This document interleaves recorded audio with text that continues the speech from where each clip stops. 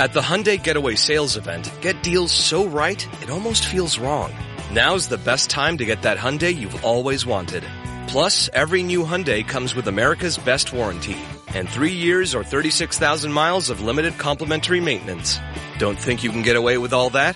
Think again. The Hyundai Getaway Sales Event. Visit your local Hyundai dealer today. It's a great day for a new Hyundai. Are your business expenses playing hide and seek? With Uber for Business, the small spends that slip through the cracks, like rides and meals, go right where you need them. Because it integrates with leading expense platforms, you can say goodbye to surprise costs, missing dollars, or chasing receipts. Everything's track downable. Uber for Business. Make small steps that make a big impact. Learn more at uber.com/small steps.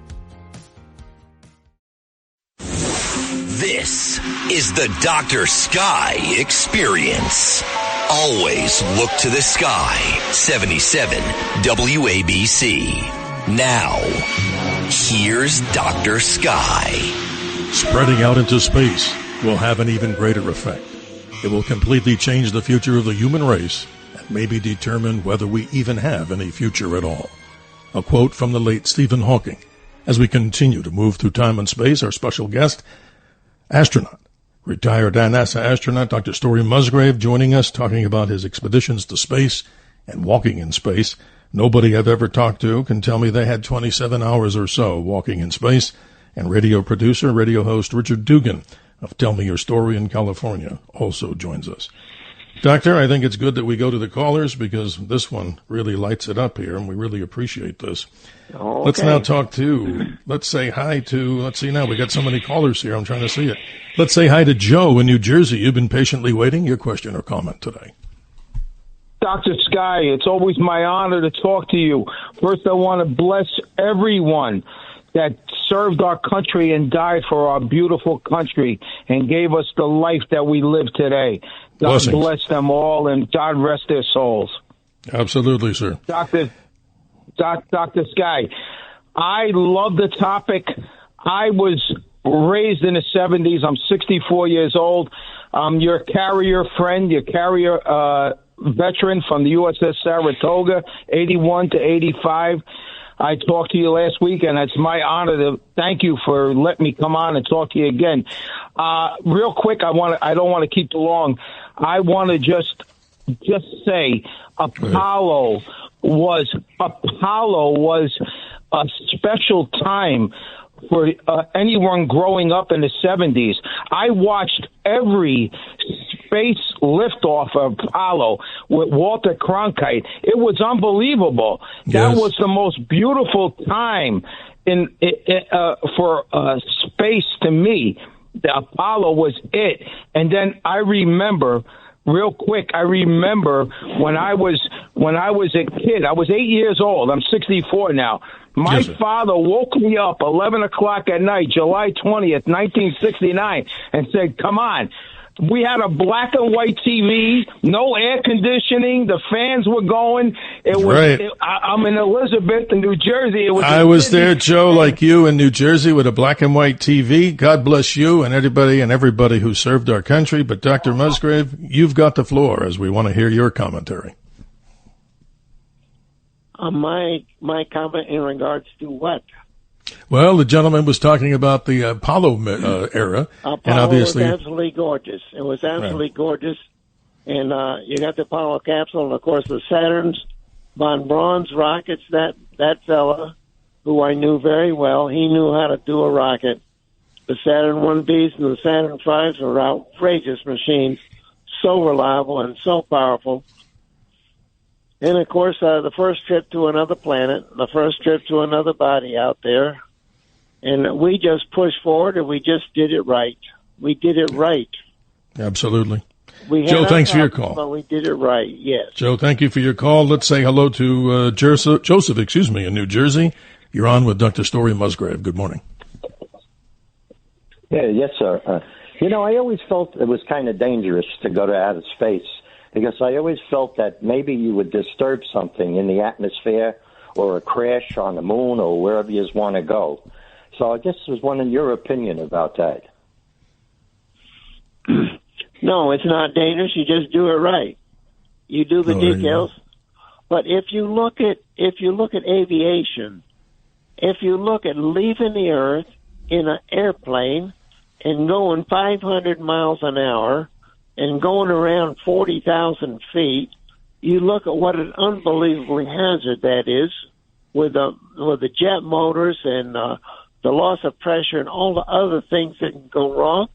And it turns out it's safer than the highway. You're right. The commercial airline industry is the most perfected industry there is. Southwest had flown for 50 darn years and never hurt anyone until Blade 13 of Engine 1, took out the lady's window. They are extraordinarily good in everything they do. And so I've been talking about commercial aerospace, the same thing. Do it right. Sounds good. Joseph, you have a follow-up as we move through with many other callers. Go ahead, sir, if you're there. Yeah, I was just thinking, what are they looking for in space? I mean, what do you expect to find? I don't understand, like minerals or something like that. Is it contributing to society? What's going on out there? I don't read no articles of anything like, or I hear anything on the radio that they found this or they do this or they're contributing to anything. What's the outcome? Thank you, Joseph. Well, you're going to find all kinds of stuff, and so is the evolution. It's the physical evolution of geological things, and it's the evolution of different forms of life out there. So there's all kinds of possibilities. But I think within our solar system, you're going to find it very similar and not radically different within our solar system. But if you depart our solar system, it might be a pile of fun. But I think there are basic, atomic constituents out there, and we're going to find a lot of more similarities than differences, and especially the evolution of geological structures and biological structures. Thank you, Joseph. Appreciate your call. Dr. Musgrave, my question, and I'm sure the audience may have this in the back of their head, and I certainly appreciate all the callers, but I'd like you to describe a launch on board the shuttle. I mean, to me, I've heard many things, obviously Apollo, and of course, in this particular case, you rode all the shuttles. That's amazing. What's it like to go from 0 to 8.5 minutes, if I'm right, to go to space? Yeah, it's a pile of fun. It's shake, rattle, and roll, and it's not bad. You ride your back seat, and you only do 3 Gs, and you're lying on your back, so the Gs are not a problem. It's just shake, rattle, and roll. I love it. But you do know I was on the only shuttle to lose rockets on the way up. Which one was that? I had no idea, sir. That's called STS-51F. We did a launch abort. A launch abort is you push the button, and that means rocket, take us to the nearest orbit you can and forget what your original target was. You haven't got the motors, you haven't got the rockets to get us the original target. Just get us somewhere in orbit, and doggone it did. We fell down to 0.8 G. When you're riding a rocket, and you're less than 1 G, you say, where the heck are we going? That's amazing. Would you have had to use the Spain emergency location across the ocean if that was the place where you couldn't get to space? I understand that was an emergency landing among many around the world. Spain, I thought, was one. Oh, I see. Yeah. That did not enter the equation, thanks goodness. Mm-hmm. Wow. But we didn't get where we're supposed to. We pulled the mission off. It was just beautiful. The machine did what it had to do. So the shuttle was, magnificently a good vehicle all the way around. We did have a couple really bad accidents. Yes, we did. But they should not have happened. If you look at the history of things, all the data was aiming in that direction. You just had to look at it. You had to see it. It was coming. Yes, I know. You know so much about it. I mean, the simple cut to the chase was it was too cold. They should never have launched Challenger. I mean, that's the story. That's right. When you've got icicles on the launch pad in Florida, you don't need engineering. There's no engineering involved. We have been forced into a very unusual circumstance, and safety is the reliability of pulling things off in the same way, the perfect way, time and time again. But if you've got something that forces you into a very unusual environment, that's bad. And we had icicles on the launch pad. That's horrible. And then finally, was the same way. Well, in your analysis, Doctor, why the hell did they even launch that? Was there obviously pressure? I don't want to sound naive. There was pressure from up above to get that thing in the air. You don't respond to that kind of pressure. That's not the issue. Oh, I agree with you. Launch pad. Totally. This is about saving people's lives and unsafe conditions. You're absolutely right. Well, if I can go I ahead. throw one thing in there? Yes, please, because we're up against the break here, but take the floor. I'll make it very fast. You're up, Doctor, you are in a business of exploration. And every explorer who has ever lived on the planet, going back in history, has faced the potential of injury and or death, whether you're in a sailing ship or the Wright brothers and everybody following them and so on and so forth, or the automobile, the horse and carriage, and the list goes on. I mean, that kind of goes along with it, but I'm not minimizing what you're saying about the Challenger disaster by any means. But what I'm saying is that you're in the business that is risky. Oh, hell yeah. Absolutely. Yes. That's part of the fun of it. I love your attitude. So you gotta love this man because he has a different perspective on this. He's the kind of guy that says, when you say no, he's going to say yes. And I like that attitude as we find out. You're right. I mean, you may go against the grain, but I never met a man, Doctor, and I'm not just kissing up here to the audience that's listening around the nation and the world, but I've never met a man who had so many degrees. I mean, my goodness, in many cases, you might be considered to be a polymath, and that's a deep discussion of somebody that's literally in all subjects. You're also a physician, and in addition to that, you're obviously doing all these different things in engineering. Doctor, we're up against a break here, and I hate to cut you short and everybody, but when we come back, I will do my best to go to the callers, and that's why we're here, ladies and gentlemen, on the Dr. Sky Experience. 1-800-848-9222. Email me at drsky, that's Dr. Sky at wabcradio.com. And don't forget to listen as often as you would like and tell people about the show. Obviously, many of you tell us and give us good kudos. The replay is wabcradio.com and redappleaudionetworks.com. We'll be right back with this fascinating hour in radio.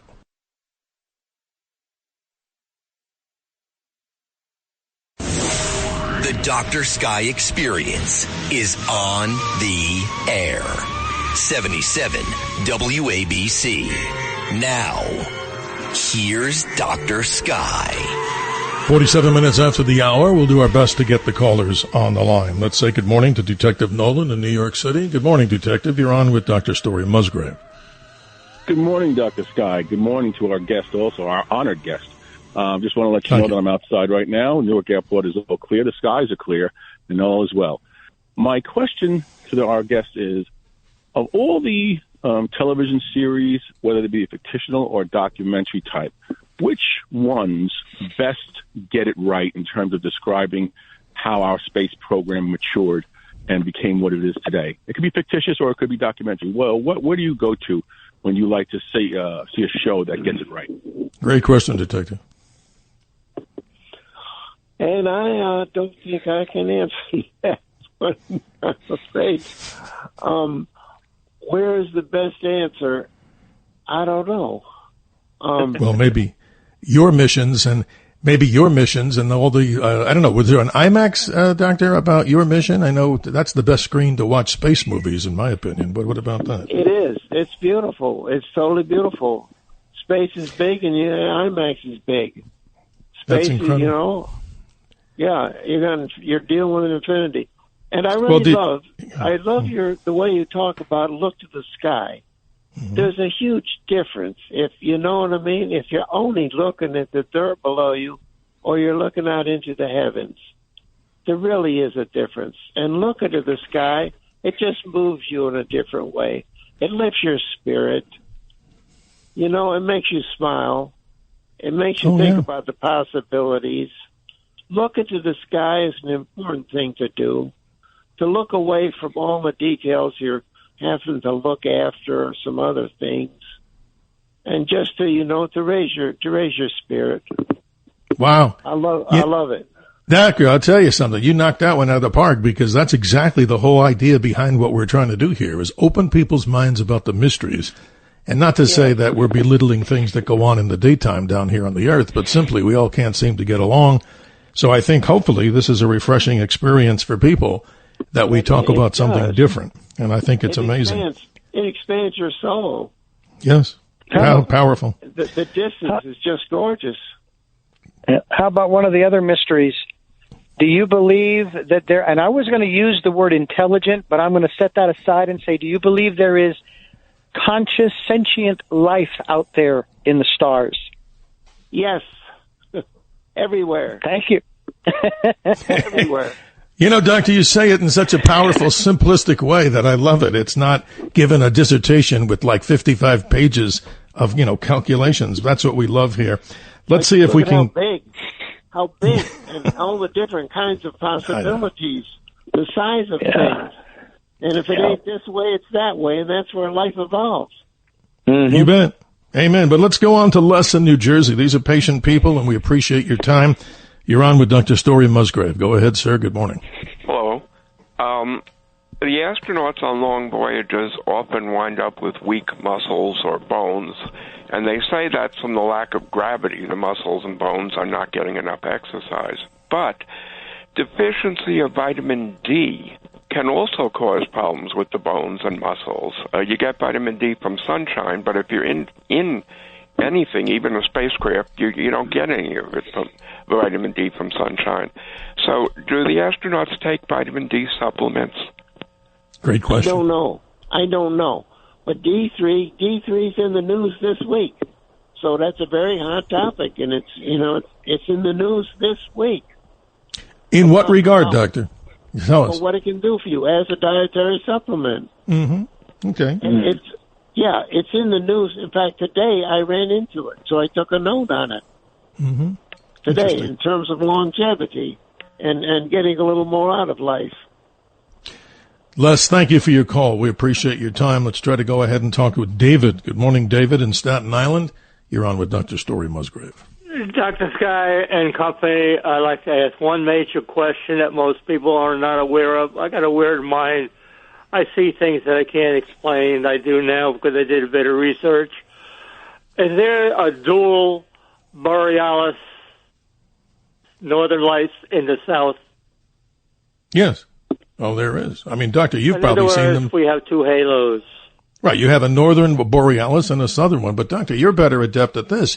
You flew into sunshine and darkness, every 45 minutes, and I'm sure your view was better than my description. Gee whiz, I don't know. Okay. Sorry. That's fine, my friend. I can't get there. So. Well, let me say this. The amazing thing, David, is that when you see this, obviously not to do a whole show on it, the excitation from the, protons from the sun streaming out, it lights up both of those poles in the weak spot. But, Doctor, in reference to your trips around the Earth, I mean, that's just amazing. You're going into sunlight and darkness, every 45 minutes? Yeah. And you got a height. How high above the Earth were you at the highest, say, orbital time? How many miles up would you say the shuttle was? I think I hit 300. Wow. That's pretty good. I've only been to 39,000 feet, 47,000 feet in an aircraft, so that must be one heck of a view as you see all relative. It's all relative. Mm-hmm. Maybe you were higher than I was. I love the descriptions. It's how you get there. Yeah, it's how you get there. What's your ride done? Yeah, I was just on an airplane. What are your thoughts about the controversy, and it's not huge, over people going up in, whether it's Bezos' craft or Elon Musk's, what have you, just to go up and say, I'm now an astronaut because I broke 61 or 62 or 63 miles over the Earth. What are your thoughts about that? Or does it really, is that sort of goes in the pile of minutia?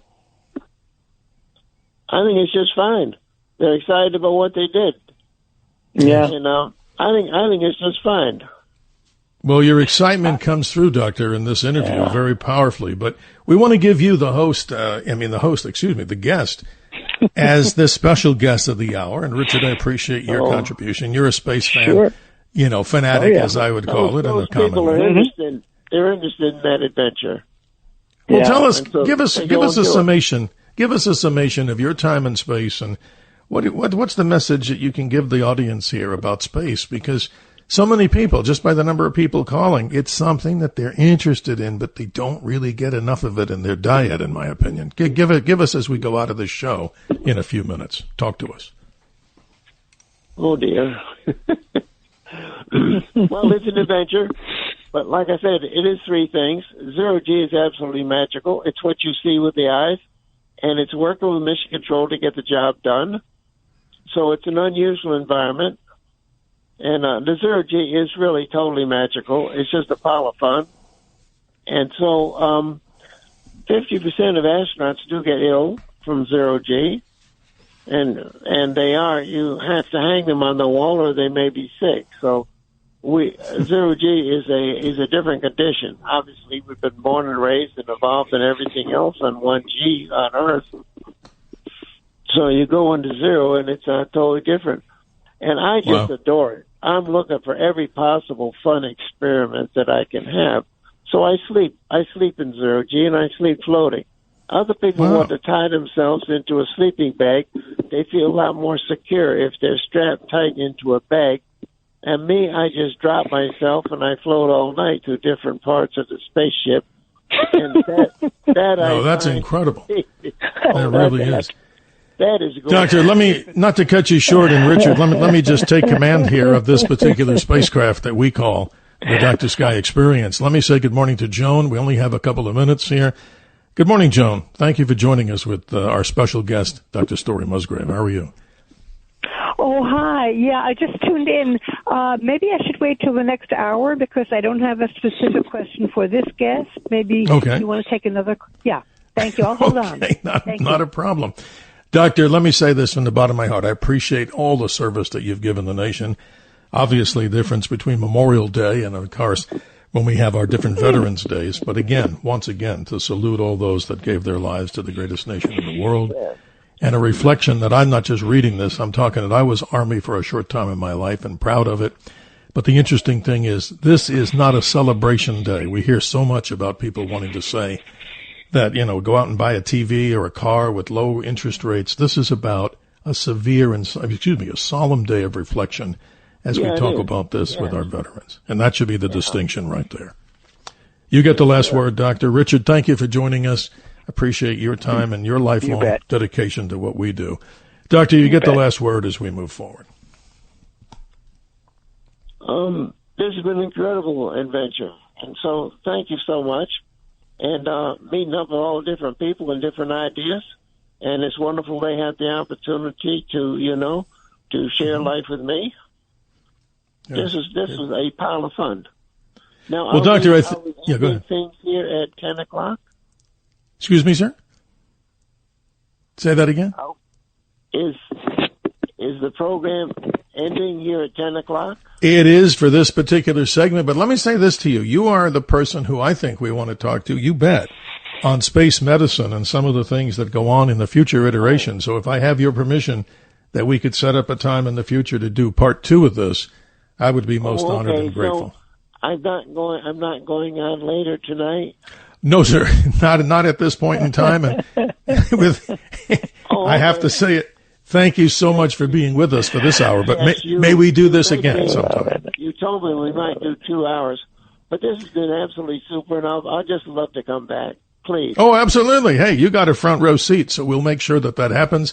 Richard, thank you for your contributions here. And ladies and gentlemen, as we move to the top of the hour, I want to thank Dr. Story Musgrave for being there with us on this particular radio archive, the Dr. Sky Experience. Just to reiterate, our show hours as we move in Friday night, midnight to 2 a.m. Saturday, and then the extended hours that I'm grateful for from owner and operator John Katzimatidis and the executive staff that we once again do this again with great guests, Saturday midnight into 2 a.m. on Sunday. And I'd be remiss if I didn't thank the producer extraordinaire in the background, Elias, for navigating this particular starship, this powerful signal. What is it? 77 WABC. Stay tuned for hour number 2 in just a moment.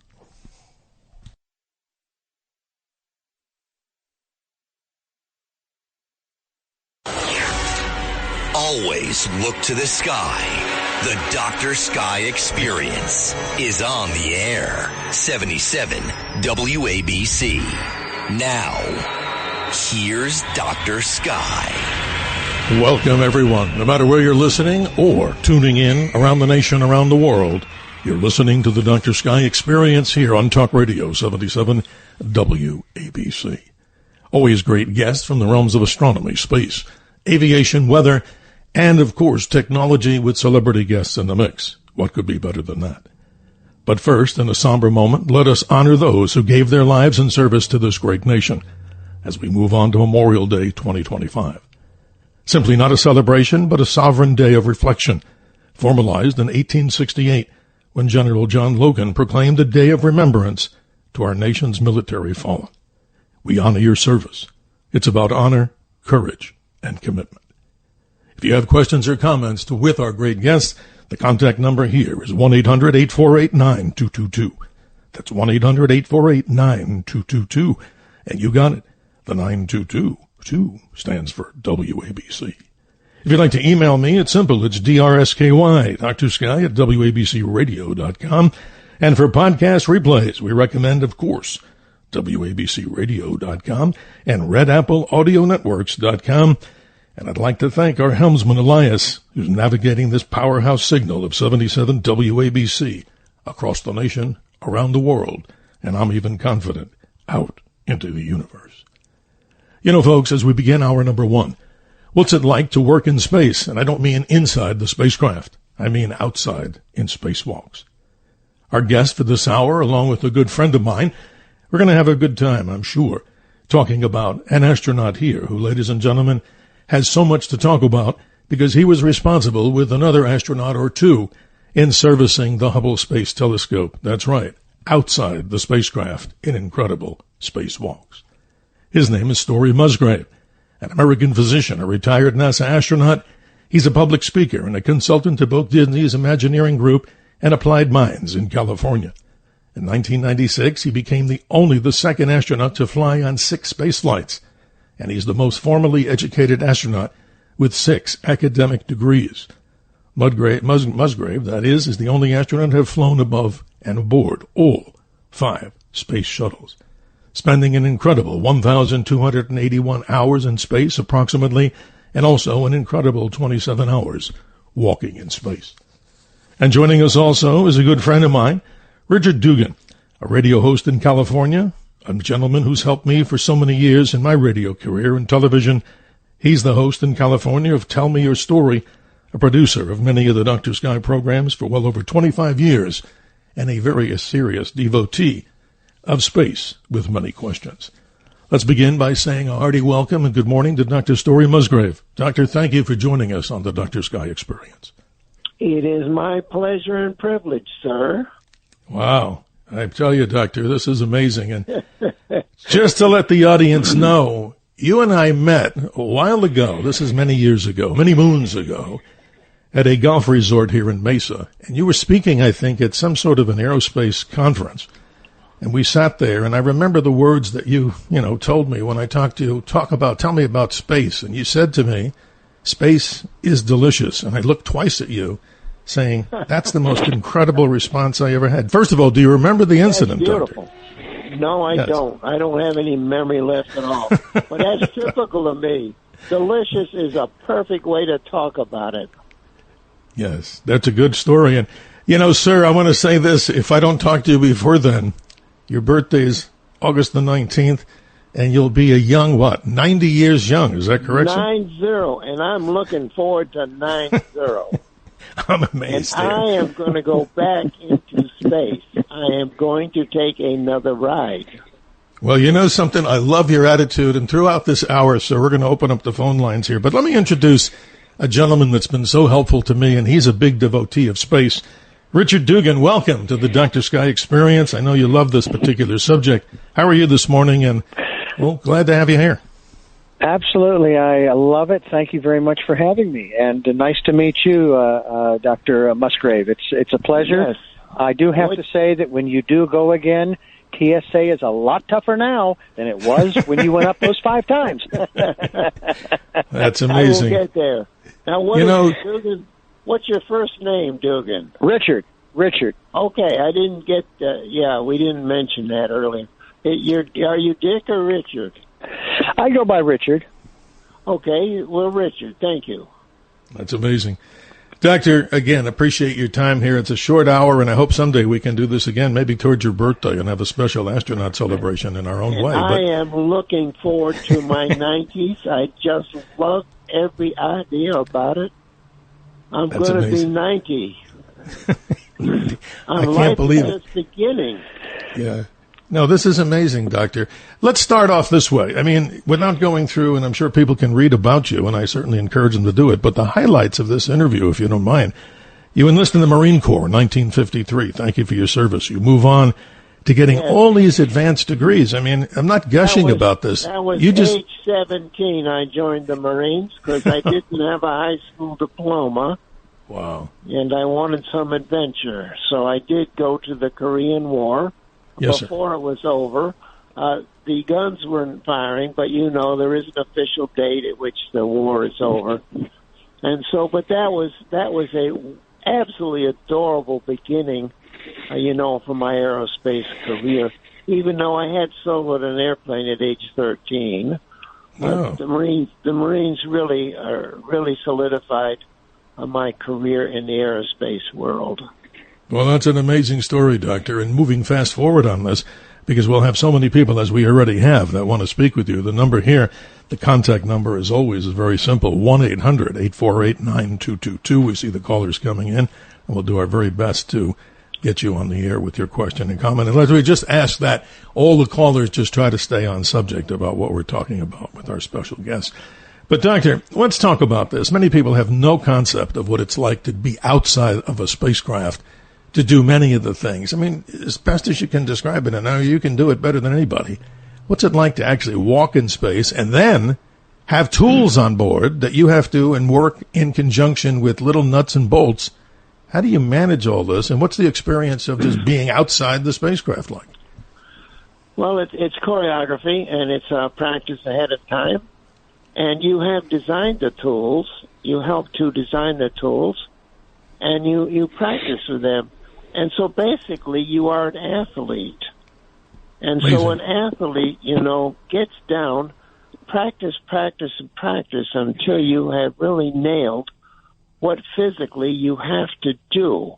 You got that down, you have perfected that, and then you practice it enough so when the day comes you got to do it, you can do it.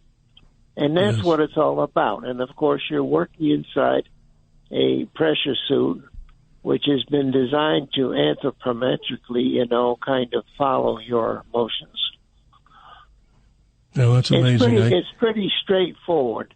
You get in that suit and you work out the details. So working the details is an important part of it. It's choreography.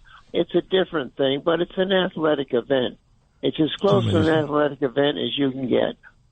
And you're going 17,000 plus miles per hour, which is amazing. And, Doctor, this is incredible. Let's open up. That's the physics. That's the physics. You don't know nothing. The Earth's got a beautiful view. And, okay, it's flying by, but the zero G is so dominant in terms of the environment that you're in. And, of course, zero G is peaceful and it's floating. It's not 18,000 miles an hour. Yes. And so basically you're in a very quiet, peaceful environment. Wow, that's amazing what you're telling us. Doctor, let's go to the phone lines because time is limited here. Let's say good morning to Steve in Manhattan. Steve, you're on with Dr. Story Musgrave. How are you this morning? Yeah, time is limited, so my life is limited. Hey, I hope you go on to 200. I did not get to the end of the call. Steve, good morning. Are you with us? I just want to hear if you have a question or comment. Right. First I want to give him a happy early 90th birthday. That's amazing. And let me tell you something, Steve. Your ability, Dr. Sky, to get guests. I mean, Larry King has had nothing over you with these guests. These are phenomenal individuals. And well, listen, Steve. Let me stop you real quick, Steve. Let me say this humbly, and I mean this. It's not so much about the host; it's about the great guests. So you hit it out of the park. So let's go ahead and go with the questions or comments, Steve. Thank you for your kind comment. Go ahead, Steve. I would love to colonize Mars with all the illegal aliens in America. So I just want to ask the gentleman. I want to ask the gentleman and about the. I ain't dealing with no illegal immigrants. I ain't touching that topic. There you go. That's okay. We got the head of the show dealing with that one. Yes, sir. No, it's okay. Go ahead, Steve. Let's rephrase it as you want, but let's continue here about the colonization of Mars. And let me tell you something. Those Marines in Korean War put on a performance. But I want to know, when you leave the spacecraft, what effect does it have on your body? And what effect did it have on your body when you got back to Earth? Great question. Yeah, well, it's zero G. That's the real stranger. And, of course, you can move very, without muscles, and so it doesn't take an awful lot of energy to move and stuff. So the zero G is kind of it's so easy that you get deconditioned, and you also don't have you're not out there running quarter miles or doing chin ups and all the rest of that stuff, and you don't have weights you got to lift because it takes nothing to lift them. And so the basic environment is much easier on you, so you have to work to stay physically fit to return to Mother Earth. Yes. Steve, I appreciate your call. We're going to move forward with folks here. Let's go to Richard Dugan. And, Richard, I think your microphone might be over-modding on there, so if you could just check that. I can hear a little better. Sure. Go ahead with your comment or question. Hey, I'm curious now. First of all, I don't know that I'd refer to it as a walk-in space because you're floating. I mean, what are you walking on, obviously? But I'm more curious, not so much about your body, but your mind and what's going on inside of you. Again, I don't know where you come from philosophically, but that's kind of where I want to go. What was it like for you prior to these 5 trips, and how has that changed you philosophically since then? Powerful question. Well, yeah, that's a difficult question, how it's changed me philosophically. The fact you're orbiting Earth, that's a little more powerful, I think, than the fact that you're doing a zero-G dance. You're ready to do the zero-G dance, so it's choreography. It's like a ballerina. Here's what I got to do, and so you work out all the details to pull that ballet off under zero-G conditions. And but that's what spaceflight is. It's 3 different things. It's the marvelous working with mission control together to get the job done. So getting the job done, and I'm not being compulsive. I'm just being it's fun. Getting the job done is a pile of doggone fun. And you in mission control, and I think just as important as all my own space flights was the fact that I was in mission control, and I was your lead communicator from there to 25 other missions. And that is a huge privilege. So spaceflight is just the work, the fun of getting the job done. It is zero G, and it is what you see. It's looking at the heavens and looking at the earth. Those are the 3 things that are spaceflight. Doctor, we're going to move forward. Richard, we appreciate this. We'll have you, of course, when jumping in here when we have moments of time. Yes, I didn't even get to complete his question. No, I understand. So go ahead, Doctor, please. Let me not cut you short. Please continue. No, you didn't cut me short. I just wasn't focused. Okay. That's okay. We can keep going. Here we go. Let's go to the great state of Maine. Let's say good morning to Frank in Maine. You're on with Dr. Story Musgrave, a veteran of the space program with NASA. How are you this morning? That's Maine, the state of Maine? Yes, the state of Maine, Doctor. So I'm from Massachusetts. I'm from western Massachusetts, a dairy farm out there in Stockbridge, and the Norman Rockwell Museum is my old 1859 house. You will see that if you go to the Norman Rockwell Museum. I was born and raised on a dairy farm there in Berkshire County. That's interesting. Frank, go ahead with your question or comment. Go ahead. That's great. That's fantastic, Dr. Musgrave. You know, I like that northern part. That's the Berkshires, am I right? Yes, it is. It's a Musgrave. I don't want to waste any more of Dr. Sky's time, even though I love being on this show and I love. You're never wasting our time, brother. You're part of it. Have you ever been on our Skylab? And if you have, what was that experience like? And if you haven't, what did you feel? What was right or wrong about Skylab? In a technological sense, because I know there was a lot of problems and issues with our orbiting space station while it was going on Earth. Well, thanks for the question. That off. So we took Apollo hardware, Apollo vehicles, and we built a space station out of them. And I was on a backup crew for the very first Skylab, that's Skylab 1. You know, that was Conrad, Kerwin, and Weitz. And I backed up Joe Kerwin on that mission. That was the first Skylab mission, which is a 28-day one. But we built a laboratory out of Apollo vehicle. So that's how far we had to go, and it did work. We pulled it all off. We had a 1-month mission, a 2-month, and a 3-month mission. Frank, your follow-up as we go through time and space here. And I was the capsule communicator for Skylab 1, 2, in addition. Yeah. Go ahead, Frank, if you have a follow-up. We've got a little bit of time for that. Did you ever do, if you were back up, did you ever do a spacewalk in that vehicle of Skylab? And how is it differ from any other spacewalks that we have now in today's age, or the age of the shuttle missions? Yeah, it was no different. Skylab was the same way. It's a spacesuit to protect you from the vacuum, and it's the zero-G condition. So our spacewalking on Skylab was identical to shuttle. Different piece of hardware, of course. Okay, that's fair. Okay, thank you. You're welcome, Dr. Sky.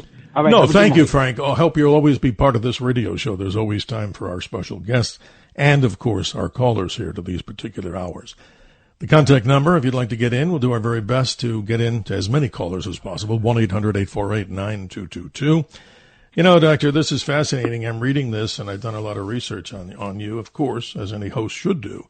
But this is amazing to me. On STS-80, this report that I'm reading states, and I quote, during deorbit and landing, Dr. Musgrave stood in the cockpit and pointed a handheld video camera out the window. In doing so, he recorded the plasma streams over the orbiter's hull for the first time, and he is still the only astronaut to see them firsthand. Wow, that must have been an experience. You're not supposed to be strapped in, and you're doing that? That's amazing. Yeah, well, it was a great experience, and I pulled it off. And you've got to have people that push. You've got to have the people that push into the unknown, that push, for a unique experience. And coming home was no big deal to me. It was just a lot of fun. So I didn't mind standing up during reentry. That's amazing. That's funny, Doctor. It's like when you're on a commercial airliner, they insist that you sit and strap yourself in. You know something, Doctor? I love your style because, I'm not sitting. I behave myself when I'm on a commercial airliner. You need to behave yourself.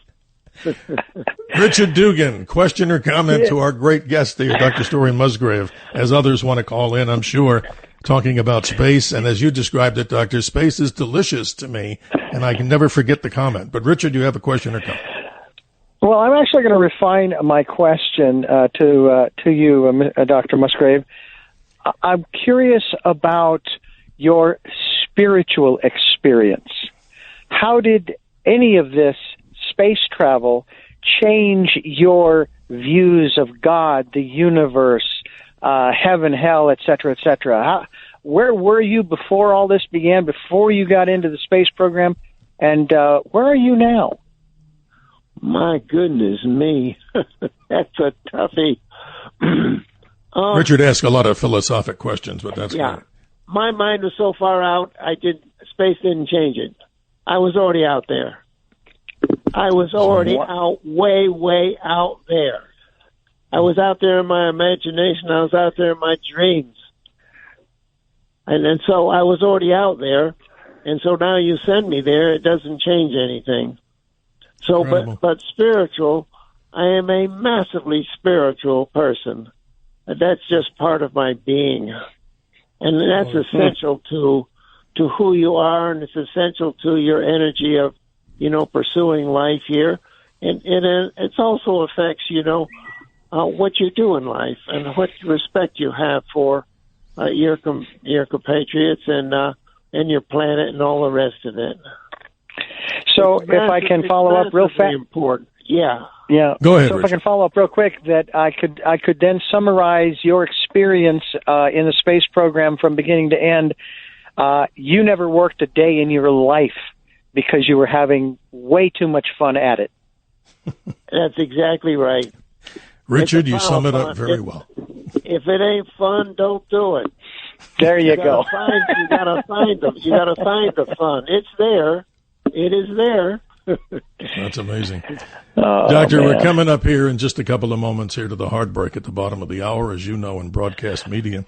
But this is incredible that your life story, I mean, is there one book about you, or have you put your biography, or has somebody done your biography at this point? Yes, we've done that. Story, The Way of Water, and Anne Lenihan in Australia.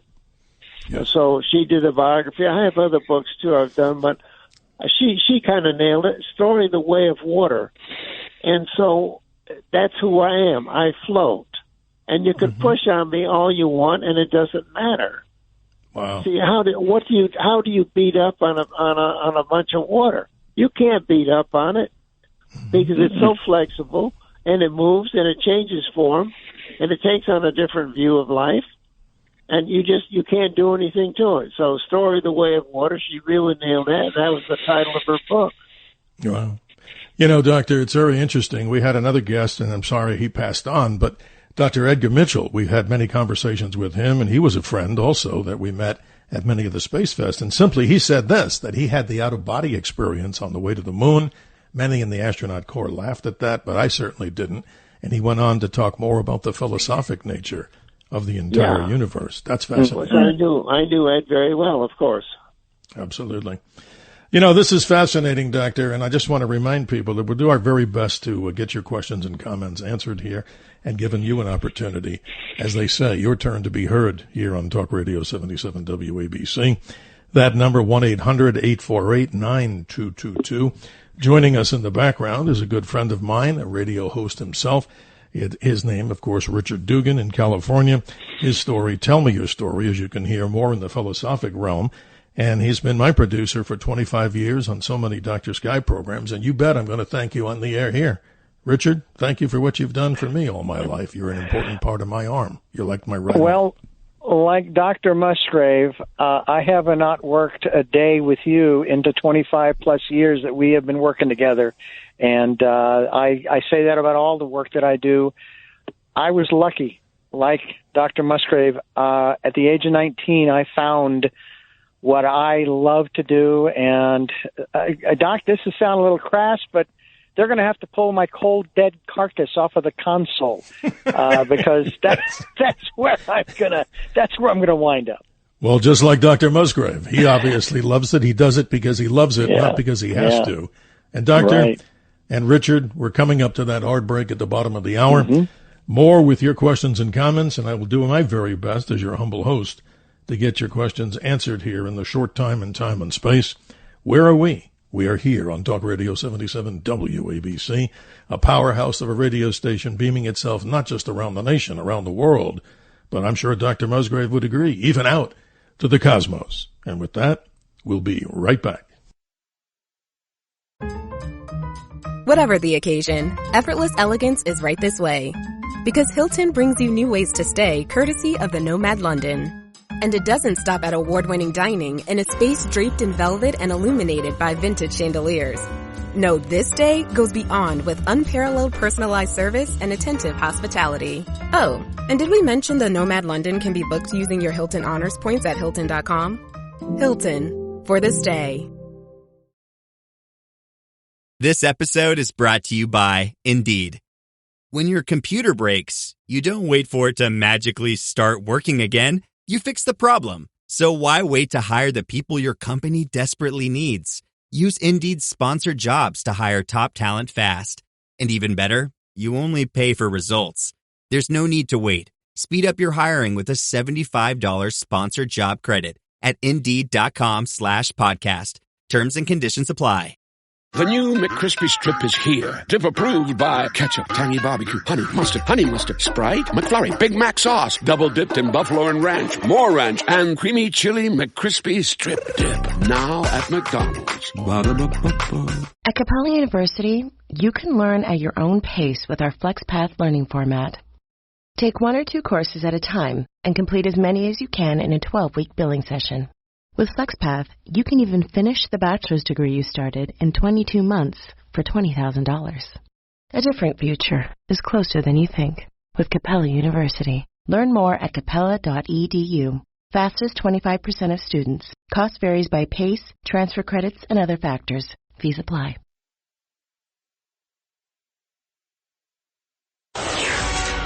Always look to the sky. The Dr. Sky Experience is on the air. 77 WABC. Now, here's Dr. Sky. 6 minutes after the hour. Thank you, ladies and gentlemen, for taking this journey through time and space with me, Steve Cates, on the Dr. Sky Experience. We're here on Talk Radio 77 WABC. Questions and comments via email. It's simply drsky@wabcradio.com. And we, of course, encourage you to listen to the replays of many of our programs, the Dr. Sky Experience, our podcast, proud to be up on wabcradio.com and on redappleaudionetworks.com. Getting in touch with us is easy. We try, of course, rock out there, ladies and gentlemen, to try to get you on the air with your questions and comments. And all we ask is that you stay on topic with, of course, the special guests that we have. The contact number, and use it often, 1-800-848-9222. So let's expand our minds in a whole different subject and realm. The sun sets, humanity slumbers, and a new world awakens. A book entitled Nature at Night. Discover the hidden world that comes alive after dark. Author is Charles Hood. Who's Charles Hood? He's a poet and a naturalist. The author of 20 books. He's been a factory worker, a ski instructor, a dishwasher, and a nature guide in Africa. Nature study has taken him across all 50 of the U.S. states and to 80 countries, from New Guinea to Borneo to the South Pole. Along the way, he's been lost in a whiteout in the Himalayas, contracted and survived bubonic plague, and published more than 700 photographs. His particular book that we're welcoming him to the Dr. Sky Experience, Nature at Night. Mr. Hood, thanks for joining us this morning. How are you? Thank you so much. It's a great pleasure to be with you. Wow, when I got through this book here, I couldn't put it down, and I really mean this. Obviously, the publisher is Timber Press, as you know, let people know about this. But this is fascinating because when we talk, I use the term sometimes, respectfully and humbly, that I'm a night bird of the airwaves, and other people have used this in many different forms of media. But what I have to say about this particular book is that it's really fascinating. And I'm here in the deserts of Arizona and Phoenix, and it has so much to talk about with what we experience here, but there's something in this book for everyone. Talk about the compulsion to write this. Your experiences we could take 4 hours to cover, but the basis of, why you put this whole thing together, I think it's fascinating. I think for most of your listeners, they're probably like me, where if you say nature, so immediately what comes to mind is blue sky, green meadow, some little chirpy birds, some yellow flowers, and of course that's legitimate. There is no reason not to think that nature cannot include that, but oh my gosh, as your listeners know, there's a whole other half of that conversation that's nature at night. And if we ignore the nocturnal half of the planet, we're really missing out on a huge and tremendous kind of nature that's ours by birthright. It's out there waiting to be discovered. You're right, and we're like brothers in the whole concept. I talk the astronomy side. You also have interjected in this book some very good things, which we'd like to cover later in the hour. But what I find fascinating is here, and you write in the introduction here, not to spoil it so that people don't get the book, you write about how in olden days people would listen to the night. And isn't that powerful? Because no disrespect to, cities. I live in Phoenix, Arizona, or the environs. I hear nothing at night but, sirens going by or fast cars and motorcycles with loud pipes. That has a purpose, I guess, obviously to, save people's lives for ambulances and such. But talk to us about the listening part. I mean, isn't that it's so amazing. That's what everybody should be doing as we talk about the night. Yeah, I came up with a list of town names that were based on birds that you could hear at night in England, for example. And that's tying into a larger sort of experiential issue, and you know this, of course, firsthand, but as we go out at night, we're not as well adapted for our vision. We have good night vision, but not, we have to supplement it with other things. So your hearing becomes more acute, your sense of smell becomes more acute. It's not that our smell wasn't working during the day, but at night you have to rely on things besides just basic eyesight. And that reliance allows us to expand the radius of our senses. So I think we have sort of superpowers at night. We can hear better. We can smell better. We're maybe feeling the path with our feet. Well, you're right. Other than going on a cruise ship, which is very commercial, obviously people enjoy that, myself too. But we do a lot of these outdoor Dr. Sky events for the night sky at a couple of resorts or even local parks. And people in the deep dark of Arizona, I'm a fan of what you're talking about big time and trying to encourage people. Even city dwellers have opportunities to be able to be part of this whole experience. And we're not just talking about if you live out in the middle of nowhere. There's so many things. But talk to us about this one. This is an interesting question, and it's in your book, and you pose it. Why are some animals only out at night? And obviously the genetics or their makeup, they're not willing to come out at night, or just they're not made to come out at night? Tell us more about that. That's interesting. Well, we're going to pick a flower, right? So if we're a bright yellow flower, red flower, we're out in the daytime, we're trying to get hummingbirds to come and pollinate us, or a butterfly or something. Well, by golly, there are so many other red flowers. We are just competing with a sea of red flowers. So if you want to switch over and say, how can I have less competition for pollinators? Oh, I know. I'll be a white flower, and I will be out during the nighttime, and I'll sort of attract moths, and they can come do their thing with me. So some animals are responding to their food sources, others maybe to their availability of mating. Like you're a frog, you want to make a call like, hello. So your calls will carry longer at night because just the way, whether it's more humid in the air, or whether it's quieter, or there's other, other environmental factors, like your call as a frog will reach the lady frogs better if you wait. And plus you won't get, won't be getting eaten quite as quickly by a heron, maybe if you're out at night instead of, doing your calling during the day. Yes, it's fascinating. So we're doing this, right, ladies and gentlemen, here with Charles Hood. If you're just joining us, Nature at Night, discover the hidden world that comes out after dark, and alive after dark, I should say. But let's do this. We're doing your boot camp right now, and you're the instructor, and I'm the student, and everybody listening. So talk to us about equipment for enjoying the nocturnal wildlife. It's not as simple as many people may think, but there's also some useful tips that you have. Please help us out as we continue to go through 101 boot camp with yourself. Well, we're going to get a backup flashlight because most of us have a flashlight. We kind of imagine that, but you're going to drop it in the stream. Let's be honest. Your battery's going to die. Yeah, I've lost a lot. You're going to do something you just regret. So maybe take a friend, but also make sure everybody's got a backup flashlight. So we'll start with, we want our listeners, common sense. Hello, listeners, common sense. Don't get messed up out there. But we're going to add to that a little bit. How about a little $10 thing from Amazon? We're going to get a UV flashlight, something that is working in the alternate spectrum that our eyes can't see. And then that's going to do some things for us, including, of course, where you live in Phoenix, it'll make the scorpions glow in the dark.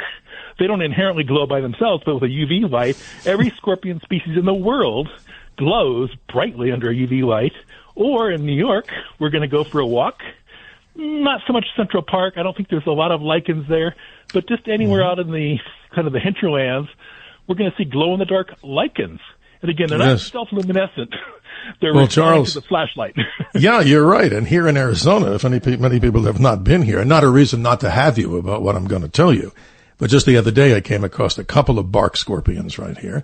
Obviously, some people have them, there's infestations. That's why there's, all people to kind of, stop that and fumigate the place or do whatever you have to do. But you're right. I've taken a flashlight like that, a UV light, and wow, folks, tell us, Charles, the thing lights up almost like a weird, like phosphorescent color. Am I right? It's a strange phenomenon when you hit it with UV. It's bright. bright blue, as if, it sounds like something out of a cheap ride at a carnival or something, the glow-in-the-dark paints from the 1960s and 70s. And there's some theories about why scorpions do, respond to UV light that way. Maybe they can sense moonlight and know to get under cover. There's no definitive answer on that, but other than I said, they all do it. And there are $100 flashlights, you can spend a lot of money, but you don't need to. The cheapest kind of light will work. There are scorpions on the East Coast, of course. They're in forests. A little bit easier to see them in the open terrain. If you're in deserts, you come across them a little bit more easily, a little more readily. But lichen glows, flying squirrels glow in the dark. Now, that's an amazing statement here, Charles. Flying squirrels, what did you say, glow in the dark? Glow in the dark. Again, they're responding to the UV light. There are things that are truly glowing in the dark, some of the mushrooms, but there are 3 species of flying squirrel in North America. And the reason we know about this is botanists were out looking for the glow-in-the-dark lichens, and then whoosh, the squirrel flies by. They're nocturnal. They're only nocturnal, strictly nocturnal. The squirrel flies by, glowing pink, and they're like, what the heck just happened? So they go to the museum, look at the dead ones in the specimen room. It turns out platypuses glow in the dark in Australia. So it's like a glowing, flying Rocky the Flying Squirrel there. There you go. Exactly. Yeah, right. So for your listeners who are planning to get their PhD, I've got an idea for everybody. You want to specialize in glow-in-the-dark mammals because we know nothing about them. That's amazing. Charles, I want the callers to jump in as they like to, as, of course, that we don't force anybody to do anything here, but you've been very popular, I'm sure, all over the world in this book. The number here, 1-800-848-9222. And speaking of the phone calls, let's jump right to it. Let's say good morning to Tony in Phoenix. Your question to Charles Hood, the author of Nature at Night. Hey, thank you, Dr. Sky. And thank you for your guest being on. Speaking about nocturnal and noises at night, here in Arizona we hear some of the ones that you really don't know what they are until you really study it, I guess, like you do. But what about the owls and the coyotes making all those noises at night? Sure, that's a great question. So for the listeners who haven't been to Arizona, it's got more kinds of owls than just about any state in the United States, more species there, and they make a whole variety of calls. We know that the big great horned owl goes hoot, hoot, hoot, but there's another kind of call that sounds like dropping a ping pong ball down like marble staircase. The western screech owl makes that, or high-pitched whinnies, like a distant horse being kind of frisky, shall we say, a happy horse. Woo, woo, woo. And these are just all ways for the boy owl to find the girl owl, or else to declare their territory. Hey, don't try to nest here. This is our zone. Of course, coyotes have a huge range of vocalizations, and they're communicating all different kinds of messages. We've got food. This is our territory. We're just happy. Hey, everybody, wake up. It's evening. So, yes, a huge sonic range of things there in Arizona. That is amazing. Tony, I've had an experience, and to sharing it with Charles and the listeners, I was out one night doing one of our star programs, and I heard a noise in a tree, and I had a laser, which I used to point the sky, not to point at people, animals, or airplanes. And all of a sudden, this big thing swooped over my head, and my friend looked at me, and he said to me, do you know what that was? And I said I had no idea, because literally I dropped to the ground. I gather, Charles, it was probably some sort of an owl, because I guess it didn't like the light. It was never pointed at it. But Tony, in Arizona, you ever have an experience like that? I mean, that's bizarre. I didn't want to hurt it. I didn't try to do anything. I just didn't know what it was, guys. No, not as far as an owl or anything like swooping around, but, there's other noises at night. I think it was probably the neighbors, but I don't even want to talk about it right now. Okay. There you go. Well, thank you, Tony in Arizona. Appreciate your call as we expand the horizon of the signal here of Talk Radio 77 WABC, 1-800-848-9222. A good reason to call in. If you've had questions about various things we'll talk about of what happens in the night. And our special guest is Charles Hood. Charles, you have so many chapters in this book, I hardly know where to begin. But one of them that was most incredible when I read this, and I had no idea, many times I spent time in New Mexico, and particularly at White Sands, the national monument. And if people haven't gone there, it's just a surreal place, made of gypsum sand, I guess. It's just beautiful. And on a full moon night, it looks like you're on the it looks like you're on the lunar surface. So you were telling me, to qualify this, because I don't want to steal the thunder from the book, There are more species of moths, am I correct, at that location than anywhere that you know of? Talk about it. Well, the thing about moths is they have such a bad reputation, don't they? You know, that we like butterflies and we're sort of scared. Moths eat your sweaters, or Mothra is the enemy of Godzilla, these kinds of things. Right. And so it's kind of underfunded as a research area. So again, for those of you planning to get your PhD, here's some subjects that are wide open for you, including moths. But the more they look for the moths, the more they realize there are more and more and more and more of them. It's possible, you know, in Costa Rica there's as much species diversity as there is in New Mexico, but there is an astounding, you know, hundreds and hundreds and hundreds of species of moths that are in this relatively sterile-looking, you know, to us, sterile-looking kind of habitat, the sand with some yuccas and a little bit of grass. So the more we look, the more we see. That is amazing. You're so right. But, I mean, that was surreal to me, and I'm sure you've been there. But on a moonlit night, like a full moon, it's again, not to be repetitive, it looked like I was on the lunar surface somewhere with the white reflection off of those white gypsum sand dunes. And some of them, Charles, are like 80, maybe 100 feet tall. That was amazing. So I never knew that. Yeah, and then made more surreal by the introduced African antelope. For the listeners who aren't familiar with New Mexico, there are these gemsbucks, these giant oryxes that are wandering around that were released as hunting animals that are out there in the sand as well. Just as you say, surreal kind of experience.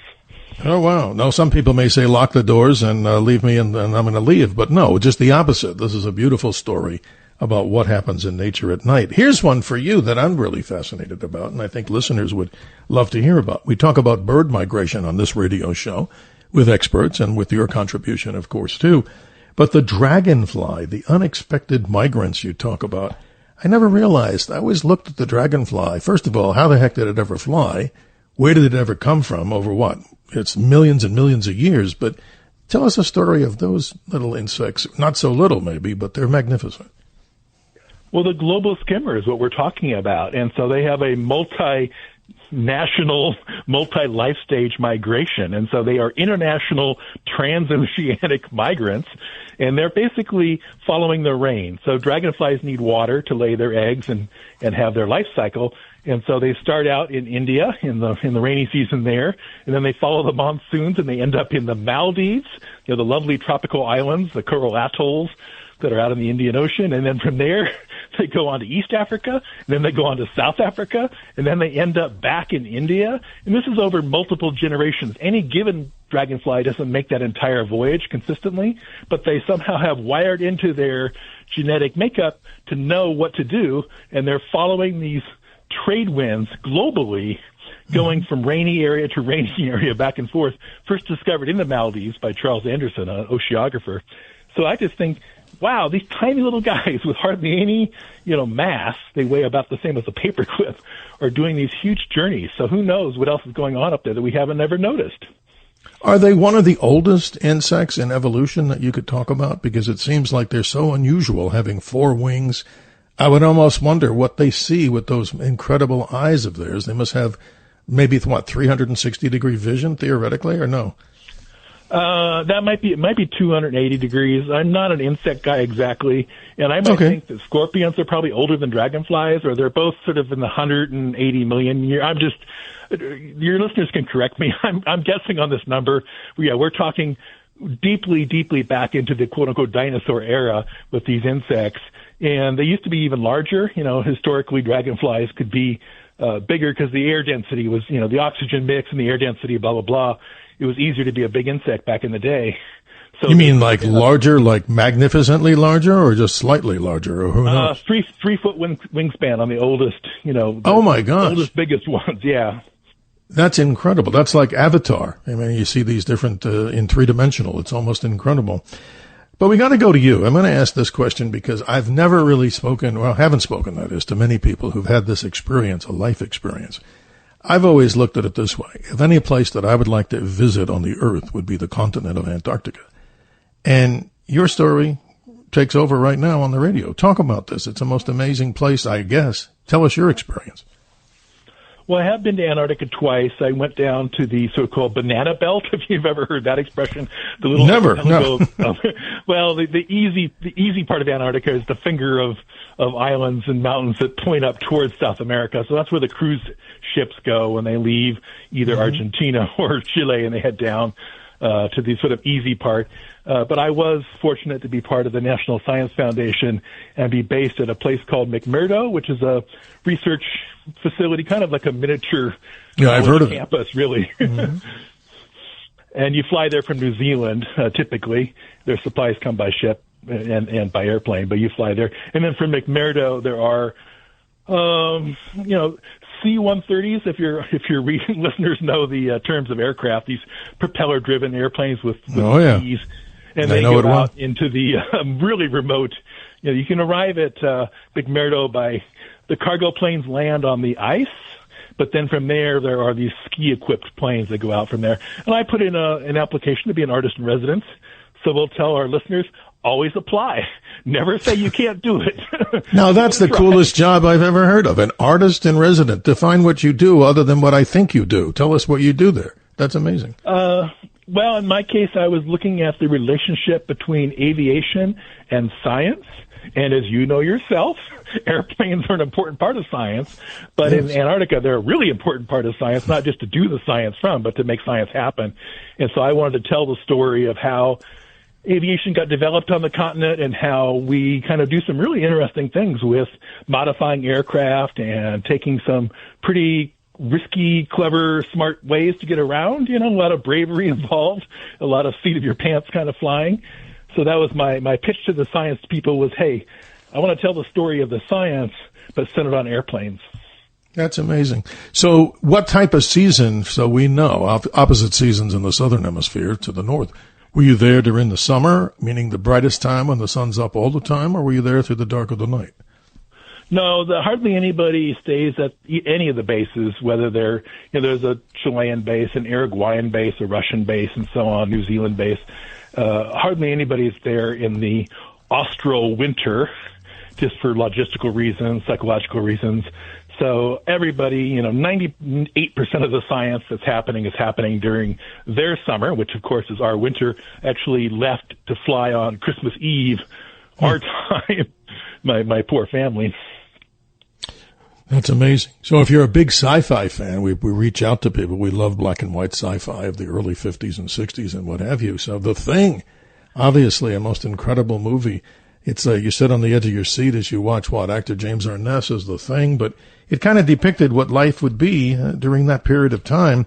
And not to spoil it, people have to see it if they haven't. They find something under the ice. Imagine that.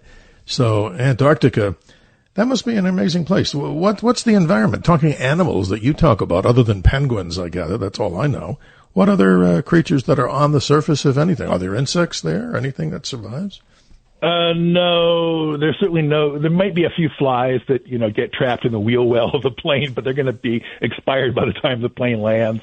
McMurdo's on the coast, so it has penguin colonies, and it also has Weddell seals that are there, and a few of the scavenger birds called skuas.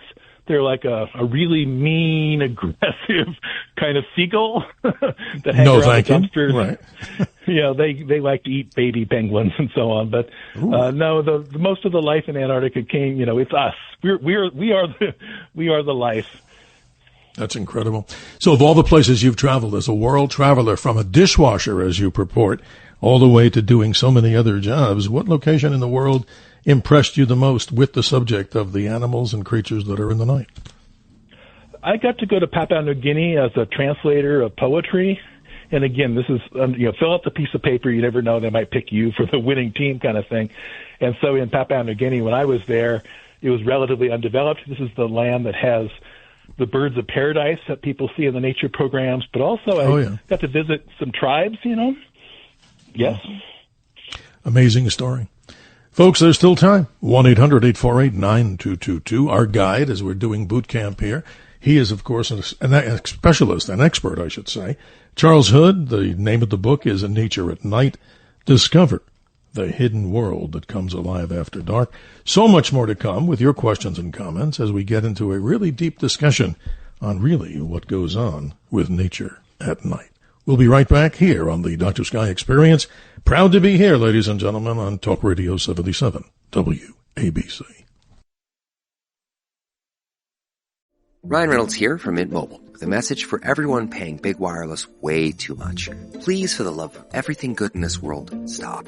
With Mint, you can get premium wireless for just $15 a month. Of course, if you enjoy overpaying, no judgments, but that's weird. Okay, one judgment. Anyway, give it a try at mintmobile.com/switch. Upfront payment of $45 for 3-month plan, equivalent to $15 per month required. Intro rate first 3 months only, then full price plan options available. Taxes and fees extra. See full terms at mintmobile.com. USAA knows dynamic duos can save the day, like superheroes and sidekicks, or auto and home insurance. With USAA, you can bundle your auto and home and save up to 10%. Visit USAA.com/bundle. Bundle savings are off total premium, not available in all states or in all situations. To qualify, auto policy must be active prior to property policy issue, subject to change. Restrictions apply. Membership eligibility and product restrictions apply and are subject to change. USAA means United Services Automobile Association and its affiliates, San Antonio, Texas. The PC gave us computing power at home, the internet connected us, and mobile let us do it pretty much anywhere. Now generative AI lets us communicate with technology in our own language using our own senses. But figuring it all out when you're living through it is a totally different story. Welcome to Leading the Shift, a new podcast from Microsoft Azure. I'm your host, Susan Ettlinger. In each episode, leaders will share what they're learning to help you navigate all this change with confidence. Please join us. Listen and subscribe wherever you get your podcasts.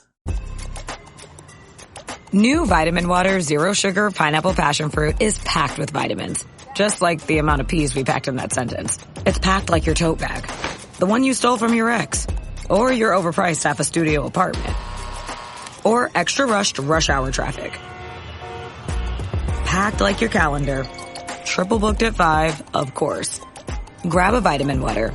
Did we mention it's packed with vitamins?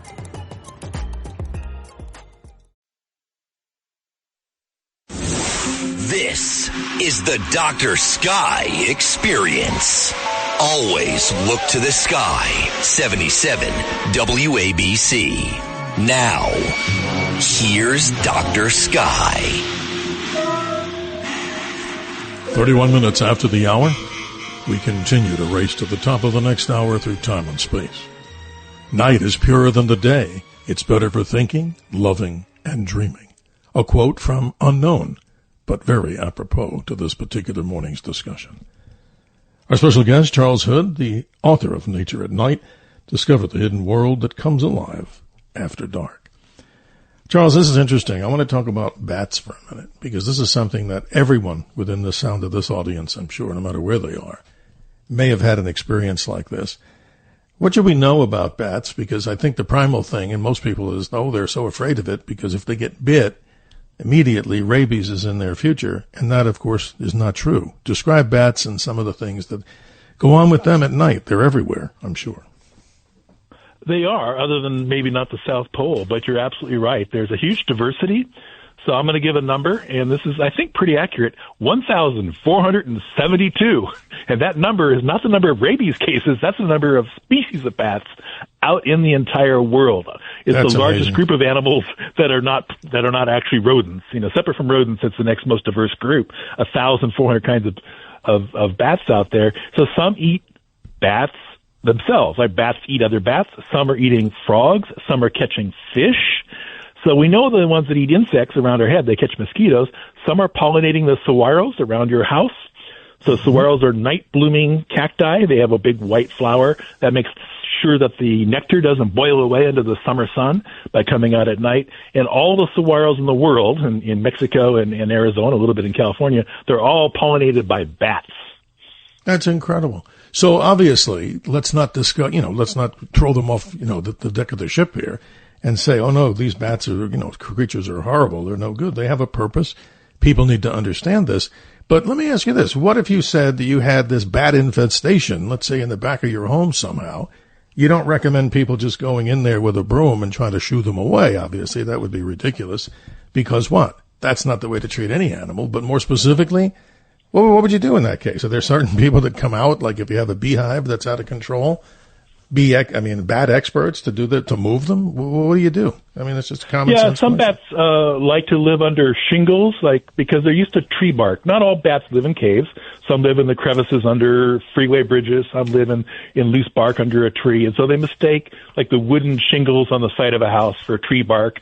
Or they may find an entrance into an attic and say, oh, this is kind of a nice enclosed space, and they'll make a little home there. But sure, if your listeners have that problem, there are exclusionary services. So you wait until the bats have gone out to forage in the evening, and then you plug the hole, and it's pretty much fine at that point. Yeah, you don't want to go around with a broom, not least of which you don't want to be breathing in the dust from their poo, from their guano, their dry guano. That's bad for your lungs. Yeah, so wear a mask and have the experts, handle it. But it's not a big deal. They're not going to bite you. There's no, if you're going to get rabies, you're going to get it from a dog. Right. So we shouldn't have a problem with something like the one talking about bats in any way, shape, or form, right? Hey, it's Bill Simmons from the Bill Simmons Podcast. The NBA playoffs are here, and Michelob Ultra is getting you closer to the game than ever with courtside seats and more. Enter now at MichelobUltra.com/courtside. Michelob Ultra Superior Access Courtside 2024 to 2025 sweepstakes. No purchase necessary. Open to U.S. residents 21 or older. Ends on July 1st, 2025. Multiple entry periods. Visit MichelobUltra.com/superior access/courtside for free entry deadlines, and official rules. Message and data rates may apply. Void where prohibited. This episode is brought to you by Tic Tac. Summer tastes like Tic Tac. Tantalize your taste buds this sunny season with citrus adventure and orange. 2 everyday flavors that bring summer in every. Tic Tac Citrus Adventure is a yummy, vibrant medley of lemon, lime, and mandarin. And Tic Tac Orange is the perfect mix of tangy and sweet. Visit us at Tic Tac USA on social to refresh your summer with Tic Tac. This episode is brought to you by PetSmart. Stop by for Yappy Hour with your pet at PetSmart. Save $5 on walk-in grooming services like nail trims, ear cleaning, brushing, and more. No appointment needed every weekday from 2 to 6 p.m. And while you're there, Yappy Hour includes exclusive in-store deals like 25% off pet toys. Visit services.petsmart.com/grooming to learn more. Summer's here, and you can now get almost anything you need for your sunny days delivered with Uber Eats. What do we mean by almost? Well, you can't get a well-groomed lawn delivered, but you can get a chicken parmesan delivered. A cabana? That's a no. But a banana? That's a yes. A nice tan? Sorry, nope. But a box fan? Happily yes. A day of sunshine? No. A box of fine wines? Yes. Uber Eats can definitely get you that. Get almost anything delivered with Uber Eats. Order now. Alcohol in select markets. Product availability may vary by region. See app for details. So I think we lost Charles. Okay. Well, we'll continue with our special guest in just a moment. Sorry, there may be a solar flare or some activity that took place that just popped him offline there. But it's interesting, ladies and gentlemen. A lot of things happen as we talk about in the night. And one of the things I do want to talk with him about in great detail is the concept of light pollution, which seems to exist in so many locations around the world. And when we talk astronomically, obviously the darker the sky, the better. But with the growth of many regions out there, buildings, big skyscrapers and such, we see more of the proliferation of light.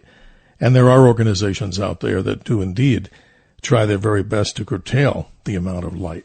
And why is that important? Many people may take exception to that and say, well, hey, I'm a capitalist. I want to see more buildings go up. But the same simple thing that we're talking about here on this particular radio show is that when we look at the nighttime sky, how can we see it unless we have the ability to peer through, and hopefully the dark skies will continue. Some of the things that we do talk about until we can reacquire our very special guest, Charles Hood, is some of the things that are going on in the nighttime sky right now. We always try to interject a little bit of a sky report here into the Dr. Sky experience. So as you move through Memorial Day weekend, something I find fascinating, the moon is at its new phase as we move into this weekend. So if you're out and about, no matter where you're listening to us, the advice that I could give you is to take a look at the nighttime sky when the moon, of course, is not out. Now, that would make common sense. Why? Because this is an incredible time of the month to see what I'm about to talk about. If you look into the northwestern part of the sky just after sunset, the magnificence of the planet Jupiter is still there, slowly encroaching into the sun. As the sunlight, of course, becomes longer, the days are much longer, as we talk about this. So before we reacquire our guest, I just wanted to mention some of the things that you can see over this holiday weekend as the moon is new. Look to the southern part of the sky right around midnight if you have dark skies. The majesty of the Milky Way galaxy is there for you to see. And the darker the location, of course, city dwellers may have a little difficult time seeing this, but you're looking deeply into the core of the galaxy. We're some 27,000 light years away. Charles Hood, I understand you're back with us. Thank you for joining us. It might have been a solar flare or some aberration to cut us off, but you are with us, correct? I am here. Thank you very much. And I've actually come outside to look at the sky while we talk because I thought I'll get better phone reception and I'll have a nicer experience. Well, I appreciate you doing that because a lot of times what we have in this modern world is everybody's given up their hardline phones, right? And gone on to the concept that there's nothing wrong with cellular technology, but hey, there you are. That's what's most important. 1-800-848-9222. You were finishing off your commentary on bats and things that go on in the night like that. I see them all the time out here in Arizona, and they don't seem to fly straight. They just do this zigzag pattern. I presume they're what? Grabbing insects that are floating around in that particular movement? Yeah, whenever you're seeing a bat zigzagging, it is grabbing insects using echolocation, and then the insects are trying to jam them with their own responses. So it's that whole cat and mouse kind of thing. And as I was trying to say before the great universe didn't let me finish was, if your listeners are worried about rabies, worry about dogs, worry about raccoons, but don't worry about bats. Absolutely. Let's go to the ocean right now, because this is even more fascinating for some out there that live near an ocean, and who doesn't? I mean, everybody's got lakes, ponds, streams, but in this case, the ocean. Talk about some of the magnificence of what goes on in the oceans at night, because I'm thinking about things that actually do start to glow, and I have no idea why, but Charles Hood probably knows better. They're glowing because they want to attract a mate or attract food. They don't need to glow to navigate. They know where they are. And one of the things that's happening in the ocean is a vertical migration. We're used to thinking of the Serengeti plains and the wildebeest, or we're thinking of Alaska and the caribou. But by golly, it's the ocean that has the biggest migration on the planet. And all these things are hiding down in the depths of the ocean during the day so they don't get nibbled. And then they come up at night to feed on the phytoplankton that are up at the surface. And that means that things are chasing them and other things are chasing them. So if you've ever seen a dolphin from a whale watching boat splashing around, bow riding and being happy and frolicking, they're on their day off. When we see them during the daytime, those dolphins are kind of done for their foraging because they've been feeding all night using their echolocation. They can catch the fish in the dark or catch the squids, so they don't need daylight. And they have been having a great time of it. So they're frolicking during our daytime is their time off. So it would be simpler terms so people understand it, as if these, sea creatures have their own built-in, sonar, a kind of a sonar capability to detect? Describe sonar, that. That's absolutely true. But everything else is on a circadian rhythm. So they know when the little zooplankton they're going to eat, the little things that are eating the other little things, they know what time it is because they've got an internal clock. They can also sense light. So animals don't want to be eaten, so they're hiding in the depths of the ocean. We lose our light after a couple hundred feet vertically, so things are down 1,000 feet, and then they come up at night to feed, and that means that other things are feeding on them, and that means that the squid are being eaten by the dolphins. So the chain of life is nocturnal in the ocean, at least for some species. Wow. This is fascinating. Folks, you can still jump in if you have questions. Don't be shy, because here's a man who can talk about things that are obviously interesting. If you're mostly sleeping during the night, you may be missing out, but obviously we do need that. 1-800-848-9222. Let's shift our gear now to talk more about the planet itself. And this is pretty controversial, as an astronomer background, my background, and maybe many others. The question is, where did the oceans come from? And there's different interpretations. But Charles Hood, what say you about where you believe the oceans actually originated?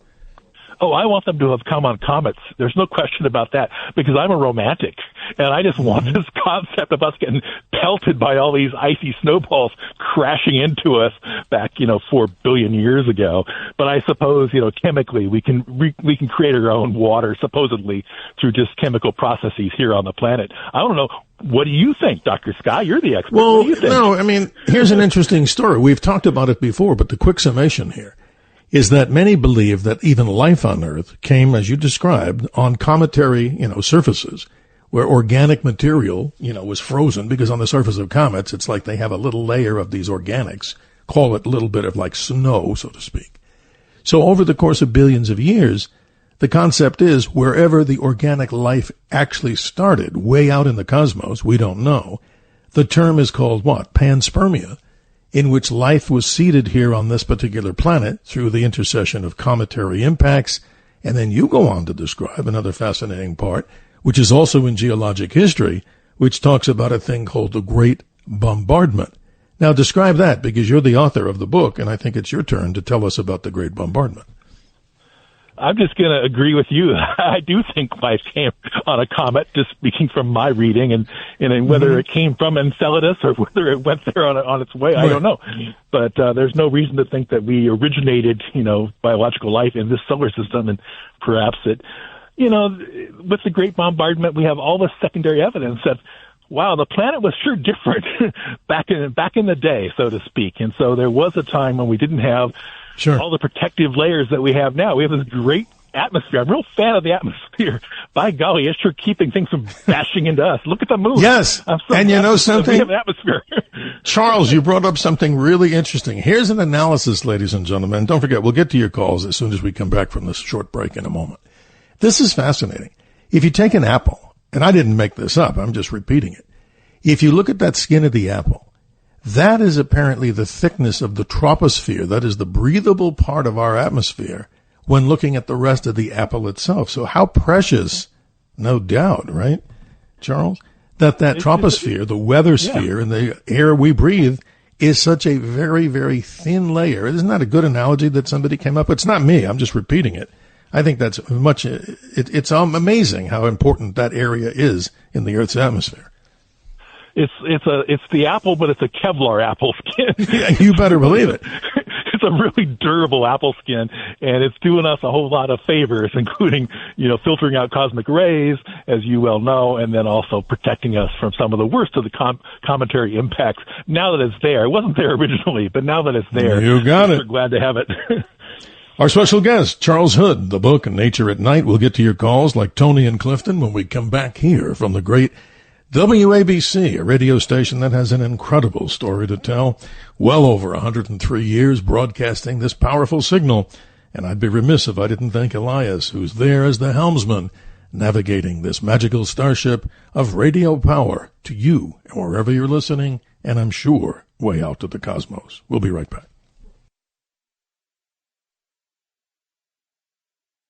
The Dr. Sky Experience is on the air. 77 WABC. Now, here's Dr. Sky. 47 minutes after the hour as we race that is the top of the new hour. Let's say good morning to Tony and Clifton. You've been very patient and waiting. Your question or comment to our guest, Dr. Charles Sky. Hood. Yes. Hi, Charles Hood. Thank you for taking my call. So, yes. Thinking of critters that glow in the dark and can see in the night, nocturnal, I have a domestic tuxedo cat in my family, and she's amazing. And I've had her for a number of years now, and I never realized at first how cats can see so well in the dark. And I just wanted to share with you that I didn't know they had this layer in their eyes. It's amazing how nature was so beautifully designed by our Creator that they have a layer in their eyes that help them see better at night. And her eyes glow at night. And she actually found a wallet for me in my closet, which was sort of in the dark end of the closet several years ago. It was a blue wallet. And in the dark, she was able to kind of focus and she's kind of stood there, and I knew maybe there was something there. Nature is so beautifully designed, and I really appreciate, Charles, you laying out the beauty of it, because we take it for granted so often, Thank you, Tony. That's a beautiful way to talk about it. And, Charles, isn't that incredible? Here's a living story from Tony. With a cat, if we imagined their world, they can see in the dark as well as we can see during the day, if that makes any sense, right? If we ask, what do we see at 10 in the morning? That's how good the cat's eyes are at night. That's amazing. Yeah. Tony, thank you. Appreciate your joining Thanks, us on this Dr. Sky Experience. Hope you have a great weekend. Let's say good morning to Kay in the Bronx. A good question coming up here to our special guest. Go ahead, Kay. Okay, I wanted to know from your guest, how much does he think this sonar echo locating, where they're mapping the bottom of the ocean to build windmills, how much is it affecting, does he believe it's affecting the navigation of whales and dolphins that use sonar in the ocean? Great question, Kay. The answer is we don't know yet, and certainly if a whale is near really loud sonar-emitting devices, whether it's civilian or military, it can definitely be a problem. But the reality is the ocean is pretty big, and the amount of mapping going on is pretty small. So my guess is if we took all the whales and all the dolphins in the whole world, there's not that much actual statistically provable impact going on from that exploration. Okay, that's pretty wild, don't you think? Question? Go ahead, Kay. I'm sorry, I didn't hear. Yeah, go ahead. Absolutely. When you have a shark, when you take a shark out of water, how long does it take for them to start to suffer brain damage? Well, they're going to suffer brain damage as fast as they suffer life body damage. So, what do they have? About a minute, and then they're gone. So let's not take the sharks out of the water. Let's leave them there. We'll stay on our side, and they'll stay on their side. How about that? Okay, because somebody got mad at me when I threw a baby shark back in the water. No, if you put it back in the water, it should be all right. See, Kay, you did the right thing. You sent it back to its habitat. That's a good thing for this morning. Thank God. Kay, thank you. Appreciate you and everybody else who's called here, and certainly in the future, many, many great guests, as you tell us, ladies and gentlemen. Email from me, drsky@wabcradio.com. Appreciate that greatly. Let's end off the show on a very positive note. Get a few minutes. You talk about amazing things in the nighttime sky, as we talk about auroras, but not to steal your thunder in the book. Tell us about some of the other things that go on in the night sky that people may not even know about, and you bring up some good ones. Well, one thing that I think a lot of us are going to experience going forward are the contrails from rocket launches. Oh, yeah. This is, of course, not true in every state and every city, but they're going to become a part of life. They look really strange up at the we're talking stratospheric when we actually see them with our eyes, but they kind of loop around because of the wind up there, and they're sort of fluorescent pink and green at times. Like, what the heck is going on? And it means there was a rocket launch in New Mexico or Texas or Vandenberg here in California. So this will be part of our future generations' experiences of the night sky.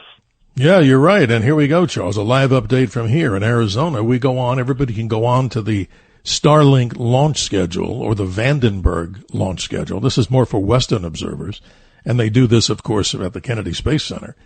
I go out, and I tell people on television here, go out at 7:30, and I get a lot of hate emails because then they cancel the launch, and they say, why'd you tell me to look? But when you see it, folks, it's incredible. I wonder how many in the listening audience, no matter where you are, they look at this giant jellyfish, right, Charles, coming up out of the sky. And from here, from Phoenix, we're about, as the crow would fly, we're probably about 380 miles in the air, but it's on the ground about 475 miles. But you can see the thing going up into orbit, and we're seeing what? More Starlink satellite trains. That's for everybody listening, where you not only see the rocket, and I mentioned before, this one you see a long line like they were cars on the straight freeway, 30 or 40 of them moving across the sky. So please continue. There's other things from your book that you talk about that I'm just amazed about, some very unusual things that people can see from nature. Well, I hope you liked my picture of the Magellanic Clouds from Madagascar. That's just for you. I love it.